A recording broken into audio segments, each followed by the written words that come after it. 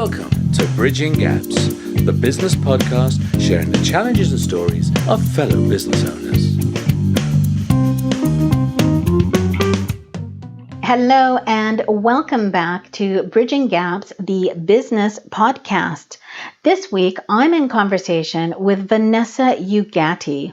Vanessa is the True Worth Expert and author of Amazon bestseller, True Worth: How to Charge What You're Worth and Get It.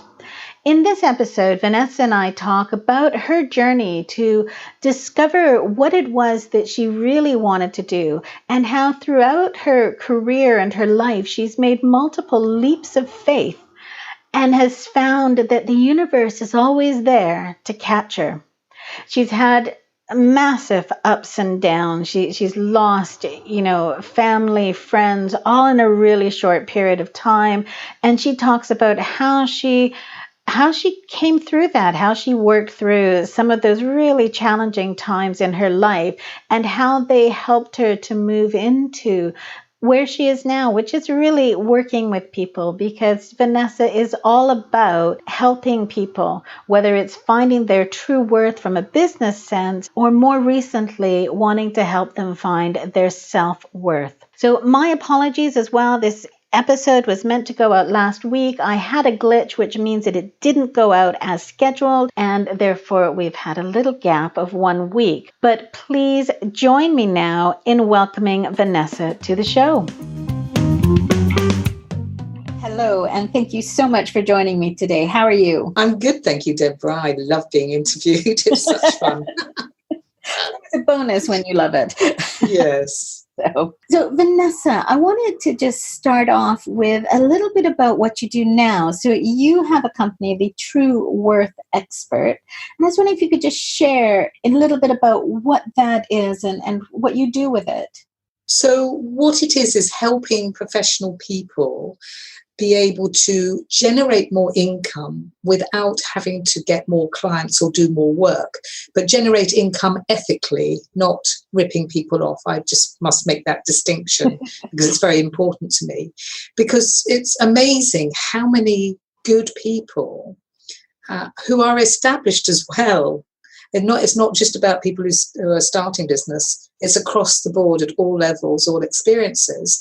Undercharge, discount unnecessarily, and overservice clients. So I'm mainly talking around service-based businesses, but the majority of businesses tend to be service-based anyway. So these are really commonplace problems that occur with certain personality types, and I was one of them. Or yes, I was one of them. That's why I do it. So they're usually very good at what they do, very conscientious people. However, they're also perfectionists, people pleasers, and quite sensitive. So they're always looking after their clients excessively, and not just their clients, everybody else as well. So the behaviors they have going on in the workplace are usually going on in their private lives as well. So it all just kind of multiplies out. And I was really interested when I, read through some of the information you sent me. I'd assumed prior to receiving that we were talking about people starting out, because I know it's a conversation I have a lot of times with different people about worry about charging and how to charge the right amount. But I think you said that it's people who have been established for generally about 10 years or 10 years. Well, it could be any level, but I tend to work with people who are established in their businesses or within firms. So it's got nothing to do with the person's capability at what they do or their experience. And it has everything to do with the way they think and their personality and their mindset. So just because somebody has been doing their work for 10 years or 20 years or even longer, and they're good at it, doesn't mean to say they're comfortable with the business side of it. And that's the thing. It's a very different set of knowledge that you would need to be running the business and to be dealing with the clients and to be charging them and to be managing them, all those different areas. It's got nothing to do with the expertise. So whether you're starting out in business or whether you're established in business, if you've never really addressed dealing or handling the business side of things, then the chances are you've got challenges going on if you're this certain personality type. Well, and I know it's something I've definitely come across, well, and experienced myself, that you come out, you think you're going to start, doing something because you're really good at it. Everybody has said to you how amazing you'll be. And you are amazing at that thing, but you haven't realized that there's this whole other skill set that you've now got to take on. And I know, I can remember the first talk that I gave as me, as an individual representing, my business. And I walked into it and I was so nervous, and I was thinking, what's going on? I've given presentations, I don't know how many times. And I finally realized that it was because it was all about me, and it was very personal. Yeah, absolutely. What I'd done before. Yeah, yeah. And absolutely. I mean, and I'll just tell you, just because it'll make you all smile, that I have a client who is an employment lawyer and part-time judge and is 70. Wow. And he'd been running his own business for 20 years, doing very well, very good turnover with established clients. And he'd been a partner in a law firm before that for 20 years. But when he came across me, he started to realize, I think because he was getting a bit older and there'd been a few things going on where he'd lost a client or something, his confidence was starting to go. And he came across me and he read my little book. And then he thought, I've never looked at my value in my entire career. So we got to speak, and I tried to push him away because I thought somebody of that age isn't going to want to be coached. Somebody of that, not just age, but stature. Not a bit of it. He persuaded me, and I coached him for 6 months, and we changed exactly what he was doing, how he was operating with his clients, because he hadn't put his fees up in 10 years. Oh, wow. He never had discussions with clients about fees. He just did the work and billed them. Okay. So, and he was, he's a very affable person, big brain, very humble sort of person, very unbig-headed, but very highly competent, highly conscientious, all the characteristics that I deal with. And so it's transformed things for him. And the aim is we're actually carrying on with more time together because he wants to, because we want to really get the balance in his life right. So he's able to do other things other than just work and design his life. Because if you can't design your life at the age 70 and have it how you want it, then when can you, as I say? But so it just goes to show that behaviors can be going on for years and people don't address them. And he actually said to me, he used to feel really uncomfortable about the whole money thing until I coached him. Now he doesn't have a problem with it. And it makes a huge difference, I think, when you accept that, money is part of it, and we all know that, but it's almost accepting that you're going to ask for it, and there's no point in you doing this if you don't ask for it, and being able to stand by that valuation that you've put on, recognizing it as, in your words, your worth. And going, no, this is what I'm worth, and that is what I'm worth. And if you're not willing to pay it, then maybe you're not the client for me. It's just hard. But you see, what I'm trying to say for those listeners who are new in business or haven't even started up, you're not alone, and there's nothing wrong with you because you're a human being. And it's happening to people, as I say, of all ages, all statures, all experiences. And so if you can sort it out before you get started in your business, then you'll have years ahead of you of not having the problem. Because, when I said to him about this, and now he's changed, and what he charges is more, and he's doing value charging, and he's still looking after his clients just as well as he ever did. It's just that he's looking after himself a bit better. And I've forgotten what I was going to say now after that. Just went. Completely and utterly went. But never mind, it'll come back. I can't remember what I said at the beginning, so it's just gone. But it's nothing to do with age. It's nothing to do with experience. It's perfectly okay. But I know what it was I was going to say, was that he said, my goodness, if I'd had this all those years ago, I could have been making millions more. Literally, it could have been millions that he made. But he didn't. And he accepts that he's doing it now, and it's okay, because now he's getting his life in as he would like it to be, rather than constantly running around for everybody else. Which is fantastic because, it's all about getting our life to what we want it to be. Yeah.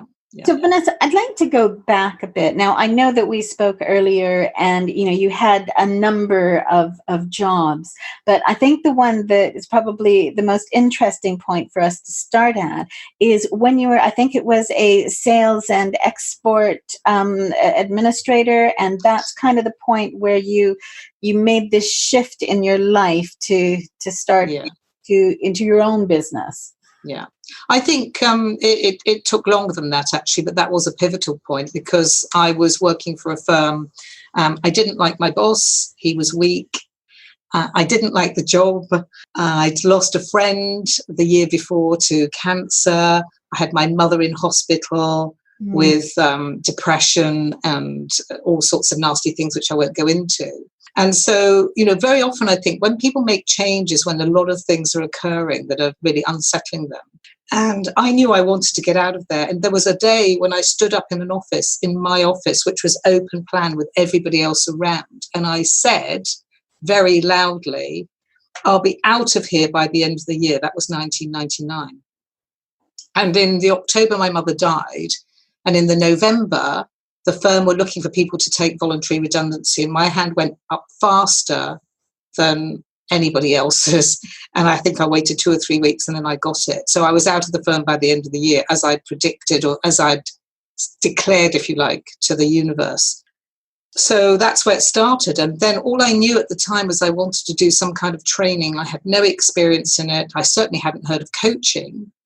And so the journey began from there, really. But it took from there until 2006 before I actually started working on my own. So there was another job in between and various other activities. It could take quite a long time to tell you all of it. There was a lot happening. So when you were going through that, you've got the voluntary redundancy. You've obviously had a lot of things going on in your personal life with your friend. How did that feel? Were you thinking that you wanted to go out and work for yourself, or were you just thinking, do you know what, I need to be out of here, and another job was on the horizon, even if you didn't know what it was? Yeah. So where feel you? I mean, I call it taking leaps of faith, and I'm not here to tell people what to do, but when you listen to a part of yourself that says you've got to do this, by the way, it doesn't stop the fear, because the fear was enormous. I had enormous fear, but when you get to a point of you thinking, I just can't do this anymore, this is not for me. I know that I need to be doing something to do with training, but I don't really know what. I don't know how to even get a job for that. I'm going to take the money and run. And that's what I did. And I did go out job seeking. And I found a job, a part-time job, fairly quickly in a government-funded organisation that was offering training to people. And it wasn't quite training, but it was a starting point. That job only lasted just over a year when the company folded, the organisation folded. And then I moved into another job in tourism, would you believe, but where I needed to stand up and do speaking. So there was and that was part-time again. So outside of the working side, I was then looking at what is it I want to do, exploring different things, various things start coming to you. When you make a stand for yourself and you say, I'm out of here, I want to do something else, even if you're not entirely sure, somehow or another, the universe galvanizes itself and it starts bringing opportunities. And one of them was that actually got me the job in the New Forest, really, was somebody had advertised looking for public speakers, and I wasn't one. I'd had very little experience of it, but I was drawn to it and I responded to it and I phoned up. And he and I got on very well, and he asked me to do a talk on fear, the sort of fear that holds us back, to a group of people. And he was really scared of public speaking himself. And I did. And I had to hold a live tarantula in my hand as a symbol of fear as well. I don't like spiders either. So I was open. I was open to doing things. And he was going to publicize this. Well, he didn't really, but what he did was set up a website for public speaking. And he told me to go to Toastmasters International, to work on my speaking, which I did. And then he was getting hits on his website and he sent me people. So this was before I had a business. Mm-hmm. I started getting people sent to me to help them with their wedding speeches and things of that nature. Okay. And so I think at the time I'd probably been in Toastmasters for 6 months. So that was my experience really of speaking, and a 3-day course I'd been on. And people were being sent to me, and somehow or another I was helping them shift out of the fear, because fear was the thing that I was really interested in, and be able to do it. And I was getting good results. And it was then that I started thinking about, okay, so, how can I turn this into a business? But honestly, ladies and gentlemen, I was clueless about everything. I knew nothing about business. I really didn't. So I always say that I've done everything inside out, back to front, gone through the back door, etc., because that is the truth. And I speak truth, that when I'm talking, it's always the truth, because I don't believe in bullshit or telling people nonsense. This is how it's been for me. And sometimes, when you don't know very much, it's actually blissful, because you don't realize how much you don't know. You're in a state of ignorance. It's not a bad place to be. And you're learning as you're going along. I don't believe there's anybody who's gone into business knowing everything and got everything right at the beginning. So when you were at this point, you're getting the customers are coming through to you, just almost through chance or fate, whatever you want to think of it as. And you're still in your part-time job. You're still in a part-time job and really, doing this on the side and for very little money at all. So did you make the decision then to say, well, what I'm going to do? No. What happened was I was in this job in the New Forest as the membership officer, and I had a mini breakdown one day in the office in front of my administrator. I can't believe I'm saying all this publicly, but anyway, who cares? Because it's all past. This was about 2006. And I went off sick, and it was genuine. I mean, really. Mm-hmm. And I think, you know what? Again, I believe there's a part of us that guides us. And when we're not listening, it brings things to us that stops us in our tracks. Yeah, it could be an accident. It could be anything that you've got to change, because you cannot carry on this route, because it's not where you're supposed to be. So I had 6 weeks off, and 6 weeks off when you're living on your own is very, very difficult when you're feeling very low. However, during that time, I thought, nah, I can't go back. My father was still alive, so I did talk to him, and I had a bit of money in the bank.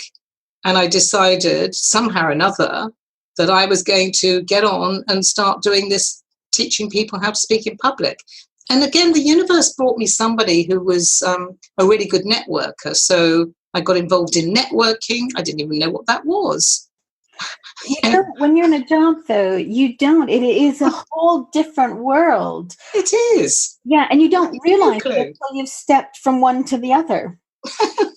It's hysterical. But there was a guy I connected with who was, I would call him king of networkers. And so, then I started saying, okay, I'm going to do a 1-day public speaking workshop for 10 people and get bums on seats through this networking, and then put it together and deliver it. And that's what I did. And again, I had no idea of what I was really doing, but I did it. It was quite scary. I don't think I slept the night before. So I think you have to realize, if you're going to go into business, it's not for the faint-hearted. And it's all right to be scared. It's all right to be scared, and it's normal. And did you go through? So you've been off. You've been feeling very low. You were off for 6 weeks. Realized that you don't want to go back, and that you're not going back.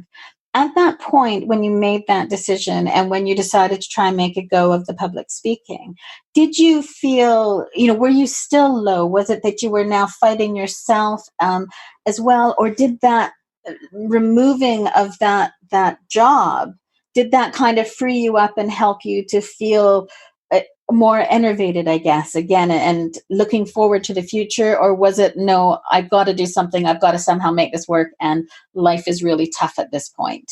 I guess it's quite difficult to remember exactly how I felt back in 2006. That's 13 years ago. I'm sure there'd have been a mixture. Mm-hmm. But I think sometimes, I very much go by my gut instinct, and more these days. And it was just, I knew I had to do it. And I didn't have the business plan or anything planned. As I said, I had no idea. So a lot of my life has been leaps of faith. And I seem to have been supported in one way or another. And I think I've got to the point now in my life where I think, yes, no matter what happens, I am being supported and guided. And there's been a lot of challenges, and there continue to be challenges. And I think if anybody thinks that you just get to the point where there's no challenges, they're probably kidding themselves. So if you're thinking to yourself, well, I'm not sure whether I want to do it or not, then you need to find out whether you do, and maybe you try it. And if it's really not for you, so what? You've tried it. But if it is for you, it's a journey, and it's rocky.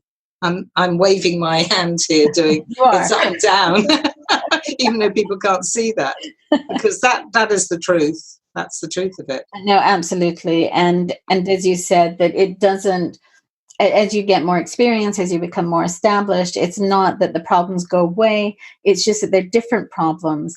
And also, I think to some extent, you're expecting them now. You know they're going to come. And so hopefully it makes it easier to ride those waves. Whereas when you start, you're not necessarily aware or expecting the challenges that are going to be thrown at you. No. Remember what I said at the beginning, I was clueless about everything. So actually, in a way, it was a blissful state. And then they got to a stage where I was very aware of the fact that there were things I didn't know, and that's really uncomfortable. And then you move through those things, and then you recognize that there are these different stages, whatever you're learning. And so with the company, so you started off with the public speaking, and I started off with the public speaking. So I'd do one-day workshops, really challenging because I didn't have much marketing going on. And I got really great feedback because it's my passion, and I know I'm good at that. And I seem to be able to help people and understand people and help them shift. So I'd always get really good feedback from people. And then it's, how do you find more business? So you're out networking or what have you. And I had I got a few things where I was in bigger firms, which was really quite exciting.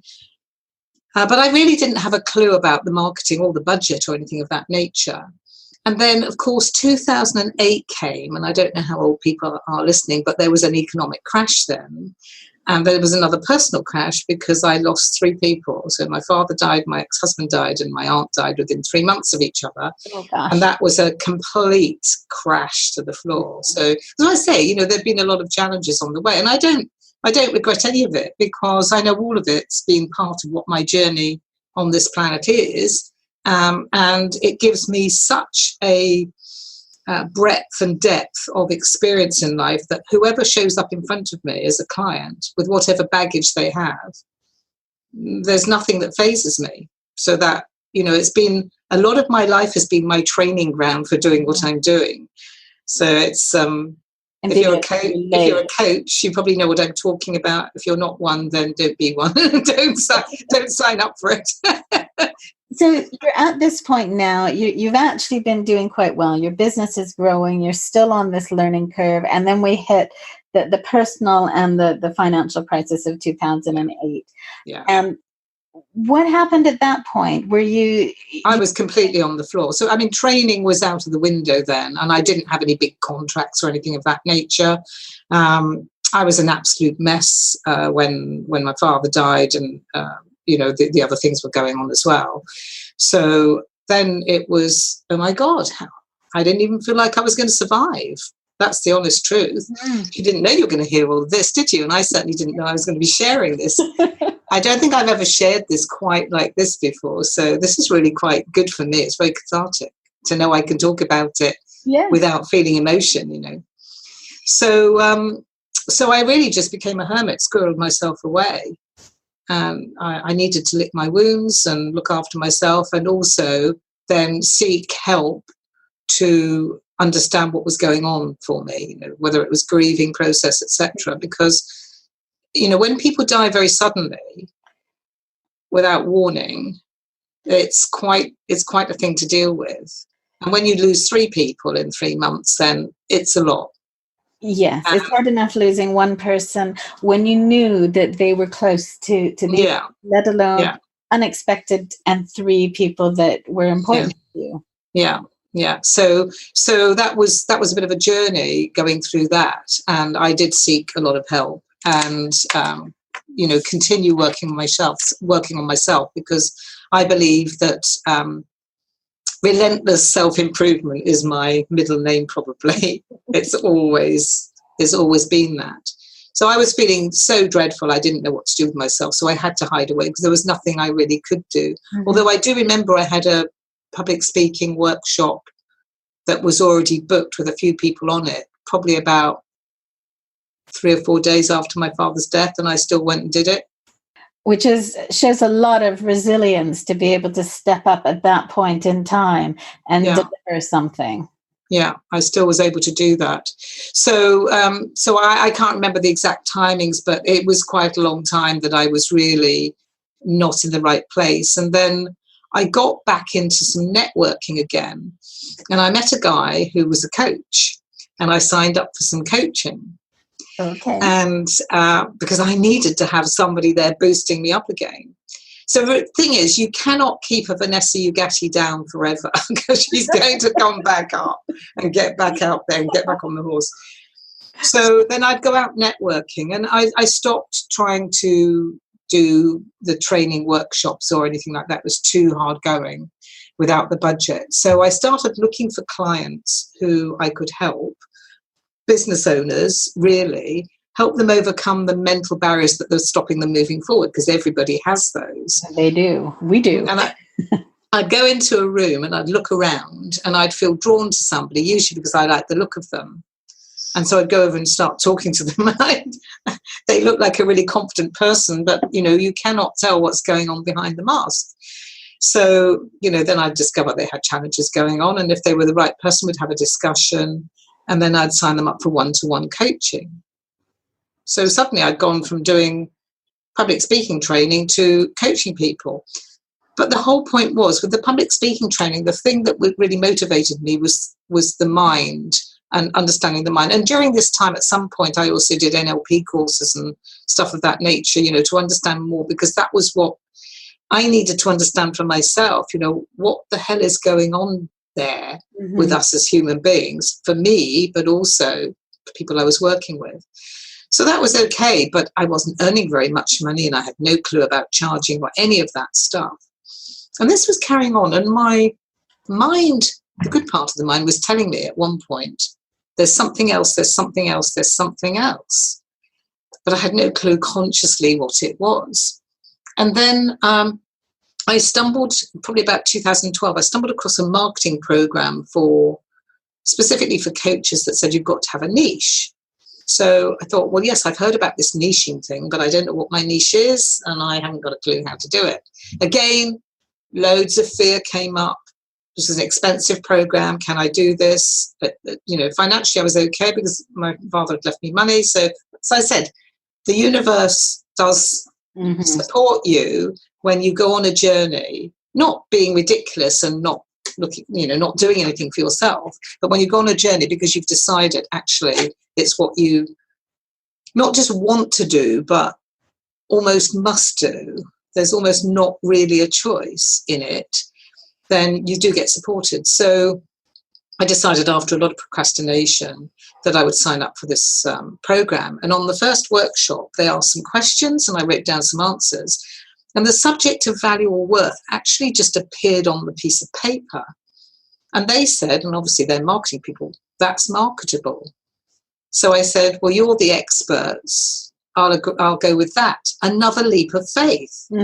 So off I went back networking again to find out about people's challenges around charging. And by the way, I had no idea how that had got on the piece of paper. No idea. Just came out. So off I went networking and talking to professionals. And, I tend to target accountants, lawyers, consultants, people who are selling time for money, those sorts of people. And I discovered pretty quickly that undercharging, discounting, as I said before, unnecessarily and over-servicing clients are really commonplace problems amongst experienced people, not just people new to business. So I thought, oh, that was really heartwarming to discover that. So then I looked at clients I'd been working with, and I discovered I'd already been helping some people around charging, which isn't surprising, because if they were lacking confidence or something was blocking them in one way, it was almost bound to be that their charging would be affected as well. So I thought, oh, good, more evidence that this is making sense. And then I looked at myself. So I shone the spotlight on myself. And of course, that's when I became incredibly painfully aware that I was clueless about charging. Not only clueless, but extremely uncomfortable to the point of ridiculousness, where I would say what my price was when I got to that point and then carry on talking, because I was so scared of being rejected and them saying no and running away. And that was, and I mean, I must have looked so embarrassed. So I knew I have always felt everything really strongly, because I'm an empath and a sensitive. So we do tend to feel things more than the average person. But it's also very good, because if I'm feeling it that intensely, then I know that my clients are, what my clients are feeling, I should say. I know what my clients are feeling, because I'm feeling it, or I felt it. So that was a real light bulb moment. And I thought, oh, now I know exactly what's happened. My unconscious mind knew all along. And by the way, your unconscious mind knows all about you and knows what you're supposed to be doing. Whether you're listening or not is another matter. So bit of advice here. Shouting at you, and you're going, no. Listen to it. You know, if we had a whole day, I could do a whole workshop on this subject alone, I'm sure. So I realized that, you know, that's why the subject had come forward, because I needed to sort this out for myself, and in order to be able to then help other people. But of course, when you're learning something for yourself because it's what you need to learn, that makes you the best teacher in the world, because you're learning inside out. You're teaching people from the inside out. You're not picking a book up and saying, oh, you need to do this, you need to do that. I'm emotionally connected with the subject. Well, and you understand the barriers that people will put up, the challenges, and as you say, it puts you in a much better place to be able to help them through that, because you really do understand that, some things look very black and white. Well, you just need to do this. And somebody who hasn't been that, or who doesn't have that emotional understanding, can't figure out why you're not just doing this. So understanding all of that stuff going on in your head must really help you to get them over what might have appeared as a purely black and white, just go and do that. Yeah. See, that's where I think quite often, this is just an opinion, I mean, you can ignore it if you want to, but I think that's where sometimes training doesn't work, because they're neglecting the fact that even if something is simple and it's not rocket science, if you're not addressing the emotional aspect within the people within the room who might have hurdles, and it's got nothing to do with them being stupid or unintelligent, then it doesn't matter how many processes you give people. If they can't emotionally connect with it or overcome their own emotional barriers, they're not going to do it. So that was a light bulb moment, and then some for me. And then the next step, which was really the final step, if you like, and then it's just been growing from that, is that I was in bed one night. You know, when you're half awake or half asleep? Yes. And that's a really nice feeling. And that's when your unconscious mind is most active and most open. A formula appeared in my mind, or at least 2/3 of the current formula. And that was UV, which is understanding your value, plus CV, communicating your value, plus CD, comfortable discussing fees, equals CW, charging what you're worth. And I say I only got the first two bits, first two parts. But I thought, oh yeah, that's it. I instinctively knew that it was correct, even though I didn't know how I knew. And it was more evidence that, to me, that the unconscious mind knows everything, but we don't consciously know things. But of course, the more you communicate, for want of a better word, with it, the more you listen to it and acknowledge it, the more it does for you, because it's there to help you. Well, and I know for me that, and this actually, happened yesterday as well. I had a conversation with somebody, and, it was a good conversation, but we were talking about something that was new to him as well. It was an idea he'd come up with. And I wasn't overly clear on what the idea was. And so I thought, well, it didn't matter for our conversation. We were able to continue. And I had a fairly long drive after that. And by the time I got home, I thought, okay, now I've got it. Now I think this is what he's saying and what he means, and was then able to actually have a follow-on conversation this morning where we were able to then evolve it further and to clarify, where it was going. But it was all, as you say, kind of in the unconscious, and the subconscious was just letting it roll around in my head before it sort of said, yeah, there you go, there's the answer. Yeah, it's a genius. It's a genius. It's a genius because the processing capacity of your subconscious mind is millions of times the processing capacity of the conscious mind. And when you're doing something like driving, because you're unconsciously competent, you know how to drive, you don't have to think about it. That's when the unconscious mind is open again, and it's sort of taking care of those things. Or when you're in the shower, some of us in bed, washing up, those kinds of mundane jobs, it can be cogitating some challenge or solution that you're looking for, either for yourself or for a client or somebody else, and it's doing the work for you. And of course, the more you allow that to happen, the more it will happen.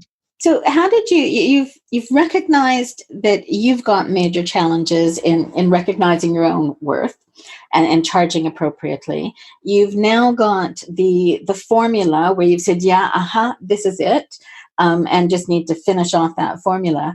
How did you, first of all, tackle yourself? How did you get yourself to recognize that you were worth, more than what you were doing, and that you were able to offer a value and have those conversations which before you'd found really difficult? Well, I had signed up to this marketing program, so I'm not doing it on my own. If you think you can go into business and do everything on your own, then don't go into business, because you can't. You need help from other people. So, and I spent quite a lot of time on that. Then I've just moved from one thing to another. I have never, ever stopped having support and help to move and to grow, both in my business and also externally outside of my business, in terms of, getting rid of whatever's blocking me and regarding the issues that came up before to do with my father, etc. So that's what I said. I'm a relentless self-improver. So, I was in a position where it was so difficult for me actually saying a fee, let alone charging properly, to now being reasonably comfortable with doing it, and even being able to have discussions if people are challenged around how much I'm charging, to get them to understand the value. Because the whole point of what I do is to transform people so they don't have this problem for the rest of their lives. And so I'm not going to do that for 5p or 50p or a quid. I'm going to charge reasonably. But it's actually understanding those conversations that you need to have to be able to get that message across of the value. So I guess it's been 6 years, 7 years that I've been working on this, both on myself, as I never stopped doing that, and with clients. And so I've not done it overnight for myself, but with where I am now, because of that experience, I can do it a lot faster with my clients. Mm-hmm. Because I know exactly what they need to say and do, and what I need to say and do with them to help them overcome those barriers and see what their value is. So, looking at your value as being the first step, understanding your value is your expertise and the results you get with your clients. But the longer you've been doing something, the more your value or expertise is unconscious, which means you take it for granted. Absolutely. I was talking to somebody, I can't remember what I was using it as an example for, but it was along the lines of, if you told somebody, and for anybody listening, I am holding up my water bottle. So if you pick up a glass or a bottle, you don't expect to have to tell somebody that what they need to do is to lower their hand down to where it is, to put their hand towards it, to wrap their fingers round, to grip it and lift it up, because we assume that everybody knows that. And that's obviously a very, trivial example, but we forget that people don't know what we know. No, that's right. So Yeah. that's the biggest problem. If people or business owners are going out there and not talking about the value, they will have problems charging, because the only other thing to talk about is the price. Yes, exactly. And then you're trying to justify why you cost so much, and all of that. Because you don't even believe it yourself. Yeah, so it's really, really challenging for people to understand their value. Let me emphasize that it really is challenging for all of us to understand our value, because of the fact that it is so unconscious. And if you're good at doing something, it is easy to you. But there is a whole load of work that you've done to get to that place. But it just might be that you had a gift for it or whatever. But it's been developed. Because if I look now at how I can work with people and the level of confidence I have compared with 10 years ago, it's night and day. So if I didn't keep reviewing my value and thinking about it, then I could still be charging what I was charging 10 years ago. Well, and you don't. I remember a project that I worked on a long time ago, and I was dealing with formulation chemists. And when I started this project, I didn't even know that there was such a thing as a formulation chemist, let alone have any clue what they did. And for whatever reason, one of the first things they decided I needed to do was to go with them to a formulation chemist conference, which is strangely hard to say. And I remember sitting there, and just so much of this, probably, apart from the hellos, how are you, probably everything else pretty much went over my head. And it was about a year later that I was on a plane coming back from a meeting in Germany, and I was reviewing my notes, and I was looking through, and I suddenly thought, a year ago, I wouldn't have understood this, let alone have been able to take these notes, because my knowledge had just built up over that time to such an extent. And it's gradual. So as you say, you don't realize what you've taken on, and it makes it really easy to undervalue it. Yeah, of course. I always use the analogy of driving a car as it happens. So when you learn to drive a car, there's a lot to do. There's a lot to learn. There's a lot for the conscious mind to do, because you're having to coordinate hands and feet, judge distance, width, speed, work out what the other cars are doing, decipher the highway code. It's a lot. So your brain is exploding, and you're really concentrating hard to drive this vehicle. But then the behaviors that are just repeated as you keep practicing and practicing, you then get to a point where you're consciously competent. So you've improved a lot, but there's still concentration going on. And then there'll come a day when you move into that place of unconscious competence, where you just drive, you jump in the car, turn on the ignition, hopefully you look in your mirror occasionally, and you drive off.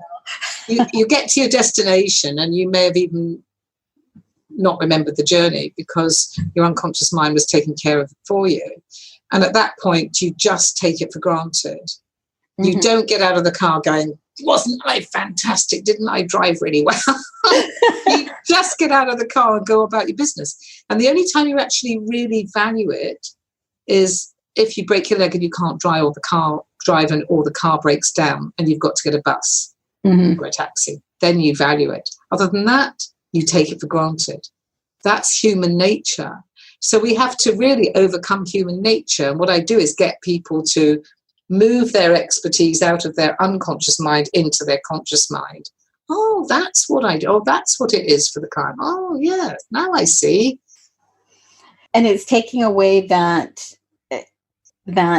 it's easy. How can I charge that much for it? As you said before, it's not necessarily easy. It's just that you've gone through that learning to get to this stage where it is. So, Vanessa, as you moved on and you found the right thing for you, one of the other things that you did was to write a book. Yeah, very small one, very small book. This is part of this marketing program. So it reveals the formula that I've already told you. It's a simple book for people to read to start making them think. So it's making people think, oh, right, okay. Because most people are operating out of their unconscious mind every day of their lives. Mm-hmm. From what they've always done. People get dressed in a certain way. They shower themselves in a certain way. They drive to work a certain way. They make a cup of tea a certain way. They do many different things every day that they do the same way, and they think the same way. So if they keep thinking the same thoughts, they're going to get the same results. So you have to think differently. So the purpose of the book is to do that, is to be really simple, because nobody wants to read some great long-winded, complicated, boring thing. And it's not something that I sell. It's something to get people interested in the subject. I think they call it a lead magnet, don't they? They do. Online marketing. But it's valuable in itself for anybody, whatever stage they are in their business, because it's a good reminder to say, I need to be thinking about what I'm doing and how I'm doing it, not just automatically listening to the monkey mind voice that says, I can't possibly charge that. Mm-hmm. And when you look forward now, do you have a vision of where you're going, or do you expect that you're going to take another leap of faith, or is that as yet unknown? I am at the moment. It never stops. I'd like to conquer the world, really. See, behind what I haven't revealed yet is that charging what you're worth, I call it the front window. And behind it, is about self-worth. Mm-hmm. So how we think about ourselves determines how we act, how we behave. So that's the challenge that we all have. And if people don't realize that, then they will never be totally free. So self-worth is at the heart of everything that we do and drives our behavior. So I do work with people that is addressing their self-worth issues as well as charging what they're worth, because the whole thing is linked. So I'm currently looking at, where can I take all of this? Because my client base, I'm moving into the law firms and accountancy practices. And believe me, it's not easy, because when you've come from nowhere with no contacts, no background as a lawyer or an accountant or anything, then, it's not easy to do that. But I don't want to be I see myself as very individual. I don't want to be like everybody else. I am different, and my job is to provoke people. So I'm always looking for more speaking opportunities. And I think bringing this whole self-worth thing out there, not necessarily connected with the charging, is part of the journey as well. So I need to be even more visible. I need to be a lot more visible than I am. And I need to be able to touch more people. So I think, when there are a lot of people suffering out there, good, clever, professional people. And I have conversations with people, and people tend to share a lot with me. Well, you can see I also do the same, because, I've got to a point in my life, I think you have to be authentic.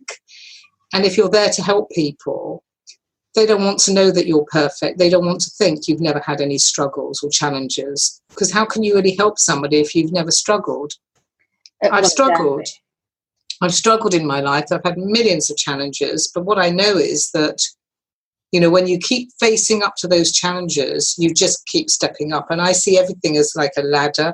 We just go up to the next step, the next step, the next step, the next step.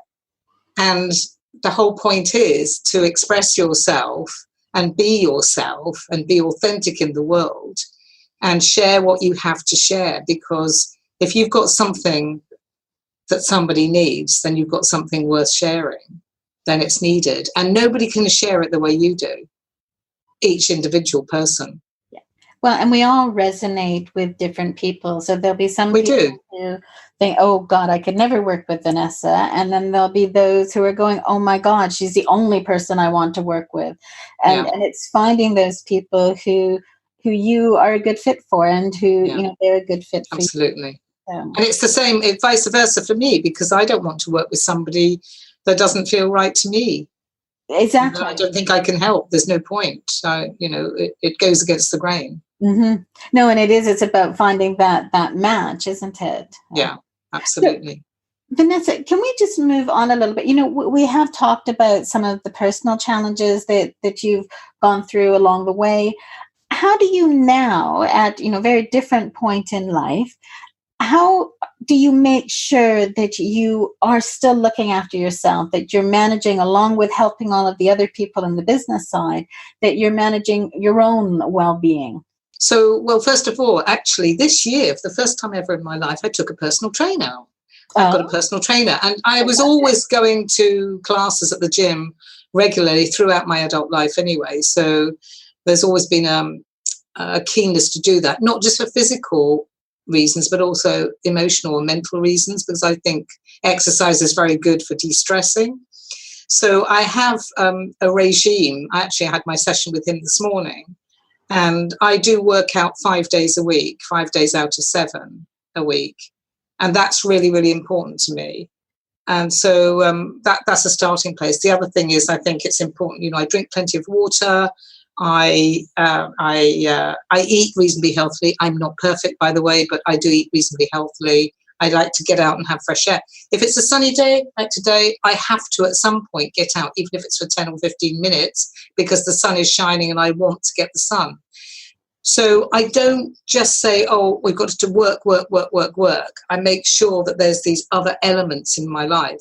And this is what I also teach my clients, by the way. So it's not, I have to do it because I have to do what I'm teaching my clients. I can't tell my clients you need to do this and then not do it myself, because that's not right. That's not congruent, is it? So no.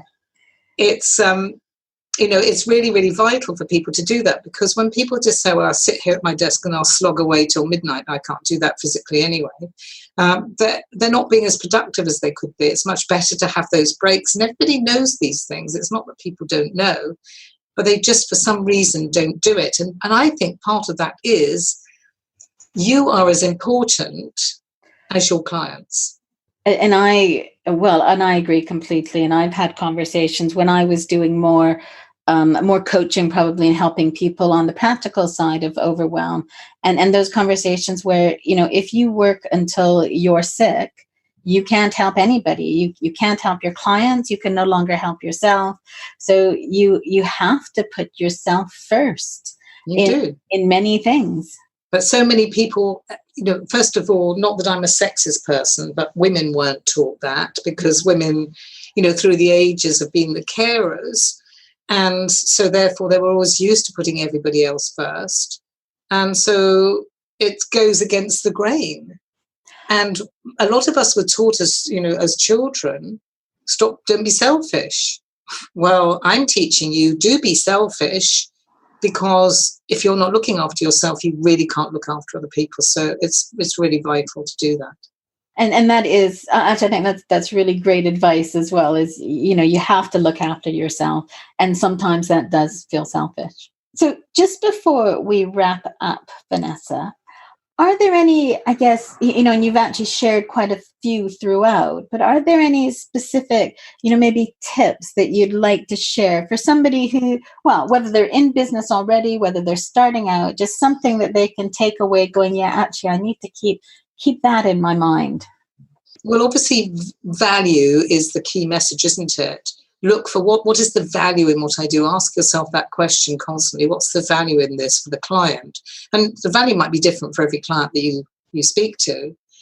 And also, secondly, understand that money is nothing. It's just energy. It's an exchange. It doesn't have all the emotions attached to it that we put to it. So when you're feeling emotional about money, this is just your what you've learned. It's what's in your unconscious mind, what society has told you, what your parents have told you.